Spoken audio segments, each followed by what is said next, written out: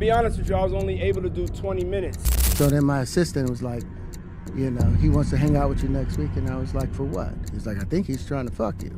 Hold up, stop everything. This isn't just some rap beef. This is bigger than music, bigger than the industry. This is about power, corruption, and secrets spilling out of the shadows. And guess what? Kid Cudi just dropped a bombshell that no one saw coming in the Diddy trial. If you thought the drama in Hollywood was crazy, wait till you hear what went down in that courtroom. Trust me, this is about to get wild. Okay, let's set the scene. The trial of Sean Diddy Combs is in full swing, and it's everything but quiet. The prosecution called rapper Kid Cudi to the stand, and he said Diddy was like some sort of Marvel supervillain when they finally came face to face. For those not familiar with the whole saga, this isn't just a lawsuit. This is about a string of serious allegations, including sex trafficking, racketeering, and a toxic, controlling environment spanning years. This rapper and him, they all in the room together, but they butt the naked.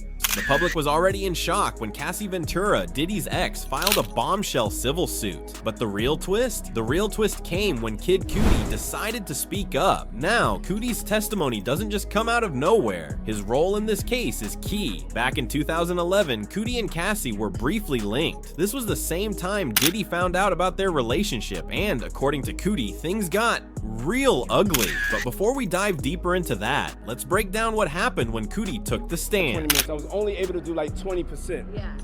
I was only able to do 20% of the hits. When you come to the concert, All right, here's where the story gets juicy.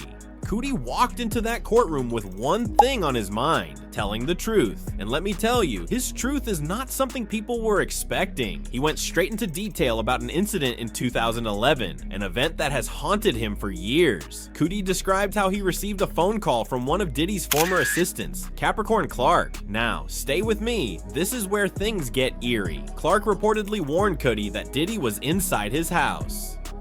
Rapper Kid Cudi is on the stand right now detailing a threat that Diddy once made to him. Cudi. Diddy's lawyers have said evidence in the case reflects domestic violence, but not sex trafficking. Cudi rushed home, called Diddy, and the mogul responded in a calm tone, saying he was just waiting for Cudi to arrive so they could talk.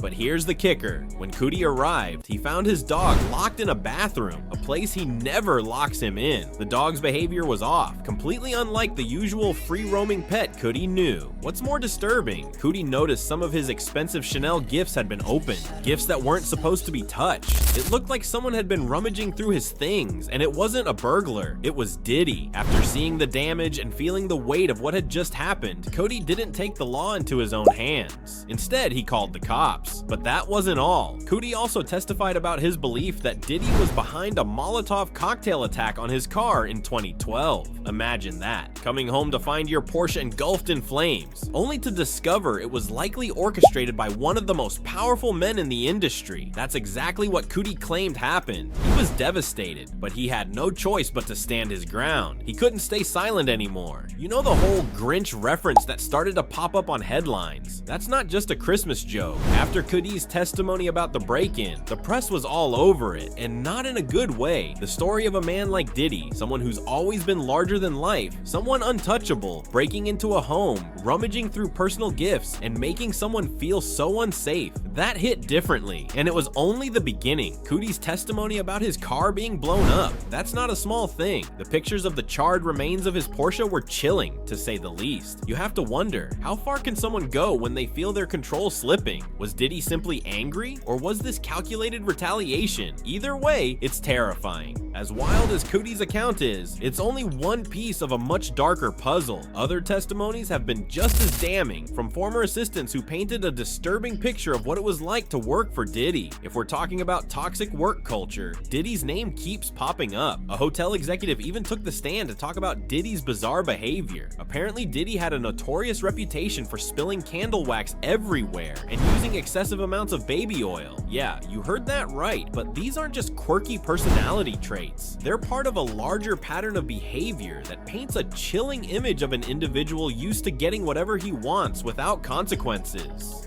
These testimonies, they're not just coincidental, they're a pattern, one that speaks to manipulation, control, and threats. The disturbing thing is how many people kept silent for so long, but Cudi, he wasn't willing to stay quiet anymore. His courage to testify, to expose the truth, made waves. And let's talk about the buzz. This trial has everyone talking, on social media, in the streets, and at dinner tables. People can't stop debating Kid Cudi's role in this. He's being called a rat, a snitch, and the internet is eating it up.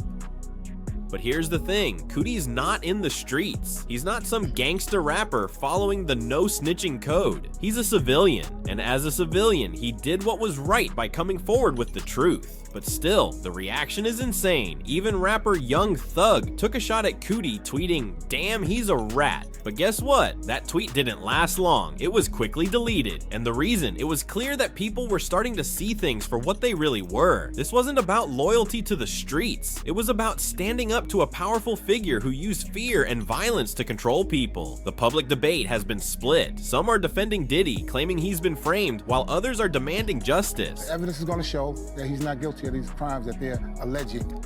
I mean, every day it just sounds crazier and crazier and freakier and weirder. But one thing is clear, Kid Cudi's bravery in testifying has become one of the biggest talking points of the trial. Now, let's pause for a second and recap the major allegations against Diddy. For years, people in the industry whispered about his violent tendencies, his manipulative behavior, and the lengths he'd go to maintain power. And now, we're starting to see that those whispers might just be the truth. The allegations range from physical abuse to sexual exploitation. But the most shocking, the idea that someone as powerful as Diddy could be capable of such horrific acts. Cudi's testimony aligns with what Cassie has already claimed. There was violence in their relationship. Cassie was abused, physically and emotionally. Kid Cudi didn't just stand by, he spoke up. The public now has a clearer picture of what could have been happening behind the scenes, and it's ugly. But the real question is, how long has this been going on, and why did so many people look the other way? The trial is showing us just how much we didn't know.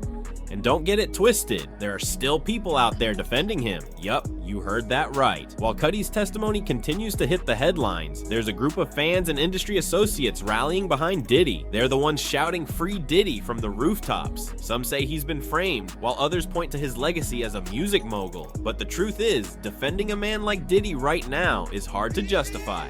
His track record in this trial doesn't paint the picture of an innocent man. And here's the wild part, there's evidence, real, documented evidence that supports these claims. Diddy's been in the spotlight for decades, but now that spotlight is showing all his dirty laundry. His empire is looking more like a house of cards ready to come crashing down. And yet, some people still can't seem to separate the artist from the alleged actions. So what happens now? The Kid Cudi testimony was a bombshell, but there's more to come. This trial isn't over yet, and every day brings new revelations. As more witnesses step forward, we might find even darker secrets lurking in the shadows. Here's the bottom line, Kid Cudi isn't just a star, he's a whistleblower, and his testimony is a game changer. By speaking out, he's forced us all to look at Diddy through a different lens, no longer as the untouchable mogul, but as a man with skeletons in his closet. For years, people in the industry kept their mouths shut, too afraid to challenge the power Diddy wielded. But now, we're seeing the cracks in that empire, and with more testimonies coming to light, it's clear that this trial could change the game for good. So, what do you think? Is Kid Cudi a hero for speaking out or a traitor for breaking the code? And what does this all mean for Diddy's empire? Drop your thoughts in the comments below. I want to hear what you think about this whole mess. Don't forget to hit that like button if you're following this trial closely, and subscribe for more updates as this case unfolds. Trust me, this is just the beginning.